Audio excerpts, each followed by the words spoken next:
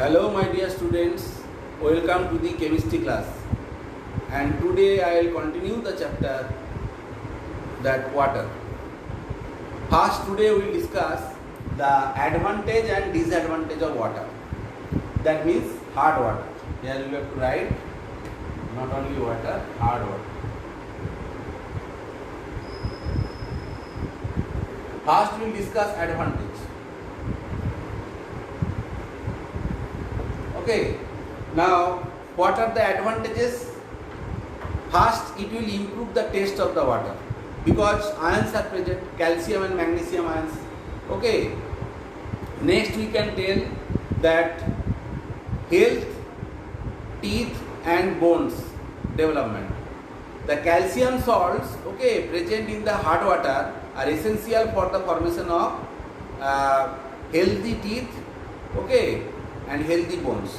Hope you can understand. Next we will tell that coats of lead water pipes with a precipitate of lead sulfate, okay, or lead carbonate, and this will reduce the poisonous nature of the lead. Actually, lead salts, okay, may dissolve in water which is poisonous, and when the hard water is passing through it, then there is calcium or magnesium sulfate. That lead will convert it to lead sulfate, that is insoluble, that will make a coating, okay, on the water pipes. In this way, okay, the lead percentage of lead in that means in water will decrease, and in this way this cut down the lead poisoning of water. Okay, hope you can understand. Next we will discuss the disadvantage.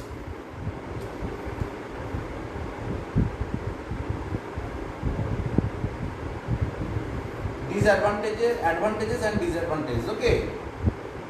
In disadvantages, first we will tell that wastage of soap or wastage of soap.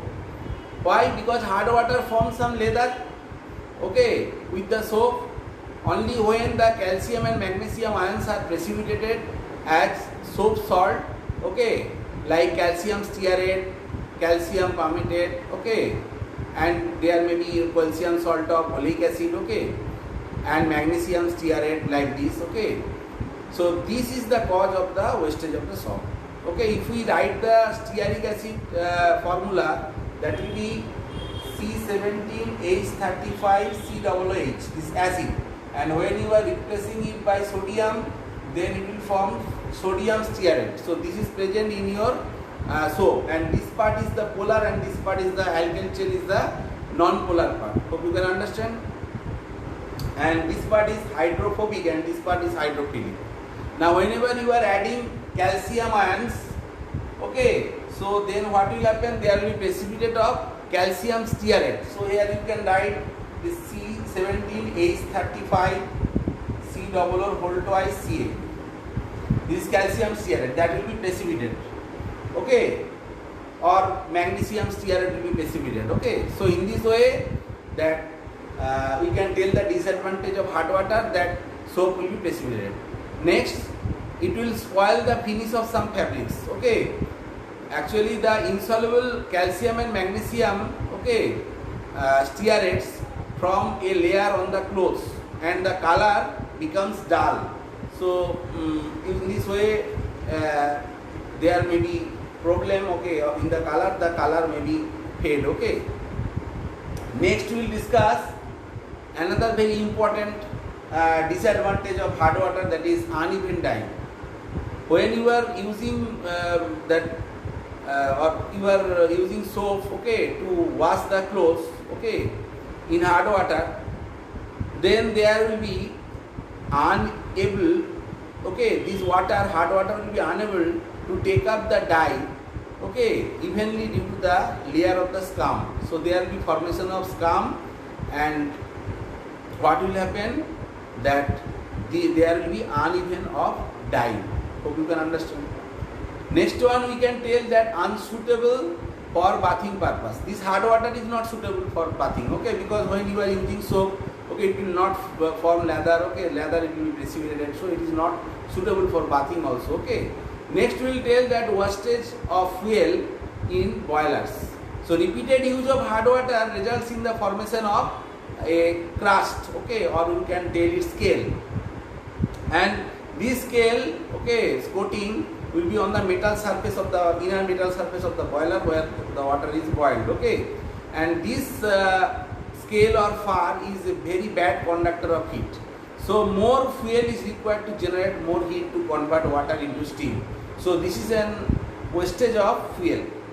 And next we will tell that sometimes because of this formation of far, okay, that leads to the blocking of the hot water pipes. Okay, so there may be the flowing of the water inside that pipe may be stopped. Okay, there may be block of this formation of far. Okay, and sometimes hot water may enter into the engine along with the steam and decreases the efficiency of the engine. Next we can tell that because of the formation of the far in the boiler, there may be cracks, and inside the crack, okay, the cold water may enter and then it will come to the steam, come to the hot region, and that we can tell that highly heated metal surface. Okay, and when it is coming to the surface, water suddenly forms steam, and this steam generates a huge amount of pressure and leading to the bursting of the boiler. And next we will discuss that cause of corrosion of boiler. Okay, calcium and magnesium salts present in the hard water may be hydrolyzed. Okay, when you are adding water to calcium chloride, then what is happening? There will be formation of calcium hydroxide and acid may be produced, that is hydrochloric acid. And if you are taking calcium sulfate, when you are heating with water, okay, then what will happen? There may be formation of sulfuric acid. It is called hydrolysis of salt. Okay, so in this way, this acid will be produced. These are the mineral acids. Okay, so I think it is not balanced. So here you have to give only H2SO4. Okay, so these acid, okay, will react with the metal surface. Okay, that means there will be corrosion of metal. Hope you can understand. These difficulties of hard water with soap have been removed, okay, by using some synthetic detergents like Surf, Ariel, okay, whatever we are using as detergents. Okay, these are the brand names of the company. Okay, and here actually this salt, okay, that means it is not like sodium stearate. This is sulfonic acid salt.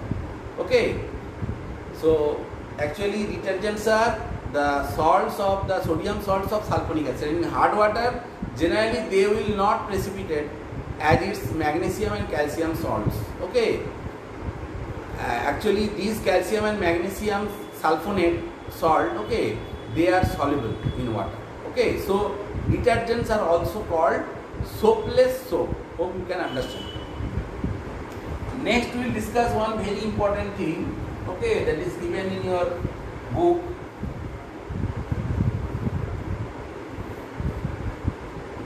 The topic is the cleansing action or cleaning action of soap by cooling action of soaps or detergent. Okay, actually when a soap or detergent you are using, that will be dissolved in water and the molecules gathers as clusters called micelles.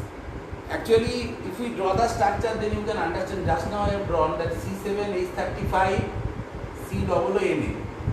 Okay, so in this case a long hydrophobic chain is there, and this side one polar group is there, COO minus Na+. Okay, then this hydrophobic chain will dissolve the dirt. Suppose this one is dirt. Dirt is mainly the oily darts. Okay, so here this chain will be soluble. Okay, that this chain will soluble. Okay, this or dissolve this dirt. Okay, in this way. Suppose this is COONA. And after that they will form micelles, okay, in water. So micelles are spherical shaped. The chains are in the inner side, and this is your dart.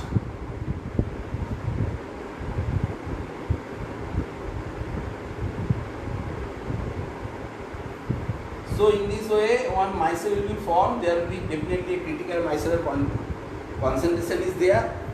On that concentration, that will form micelles, and that will take dart, okay, from the clothes. Hope you can understand. And this hydrophobic part of this chain, okay, will go inside where dart is present, okay, and outside there will be polar. And when you are adding water, so it will be dissolved in water or washed with water, and when you are washing this with water, okay, then it will take both the oil and dart, okay, whatever present in clothes, and in this way the clothes will be easily washed, okay, easily cleaned, okay.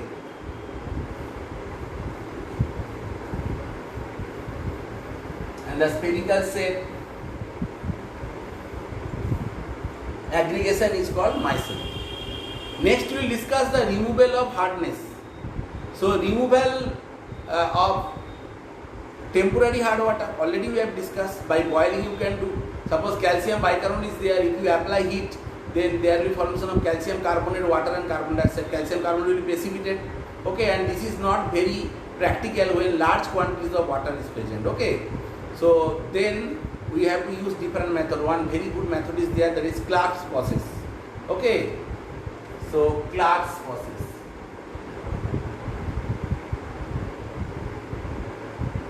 Suppose the hard water contain calcium bicarbonate.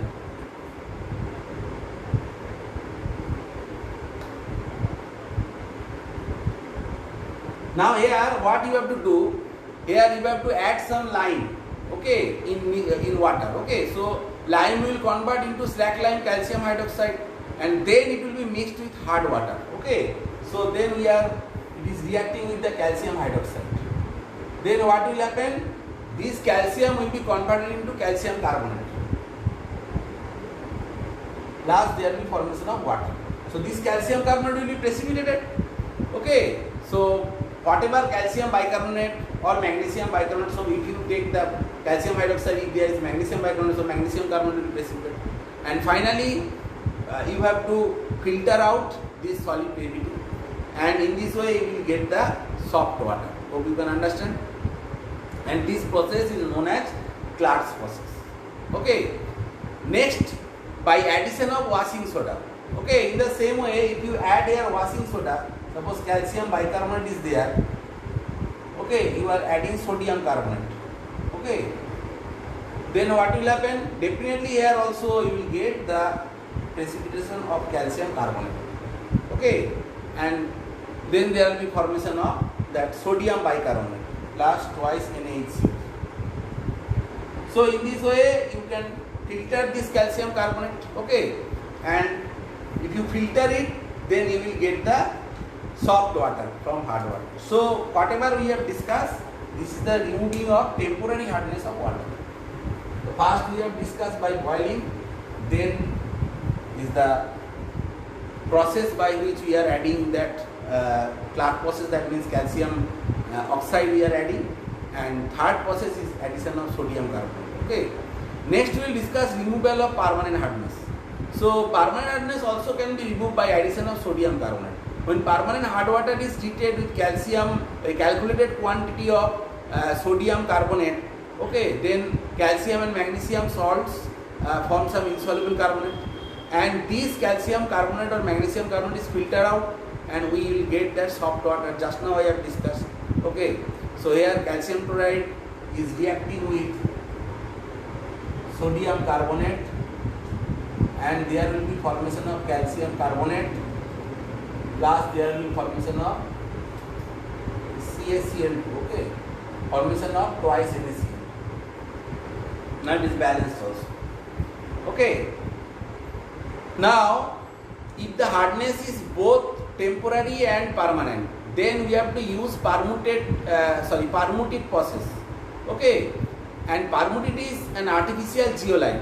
This is the hydrated sodium aluminium orthosilicate, okay. It's a natural mineral, okay, And what is the formula of this compound? That will be Na2Al2Si2OH.XH2. X is valuable. Hope you can understand. So this is hydrated sodium aluminium orthosilicate. Okay, and you have to pack it, that means this zeolite, in a tall cylinder. Okay, and it should be loosely packed, and the hard water is passed through it. Then there will be exchange of ions. In hard water there is calcium and magnesium, so they will replace the sodium. Then there will be formation of, slowly that sodium permutate will be changed into calcium and magnesium permutate, and in this way you will get the soft water.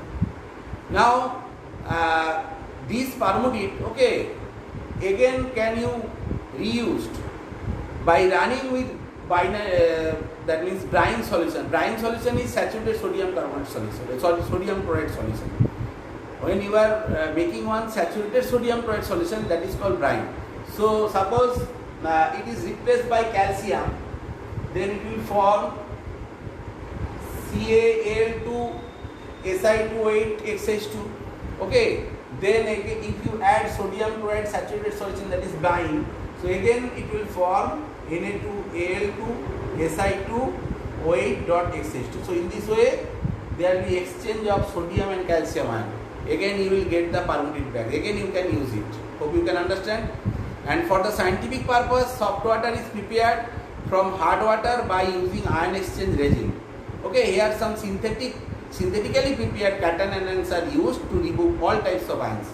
Okay, even Na plus ions are replaced by H plus ions, and OH minus ions are replaced by OH minus ions. So finally water gets completely deionized. Okay, so this deionized water we can use for laboratory purpose. Okay, for titration purpose and for preparation of different types of medicine, many things, in many cases it is required. Okay, next we will discuss that test for water.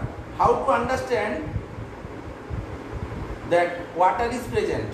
Okay, water is a colorless liquid, all of you know, and odorless also. Okay, but if you take a piece of copper sulfate, if you just mixed with it, then whole solution will turn blue.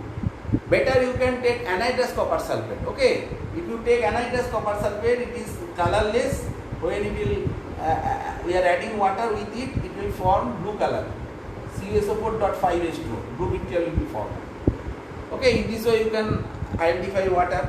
Otherwise you can take CoCl2.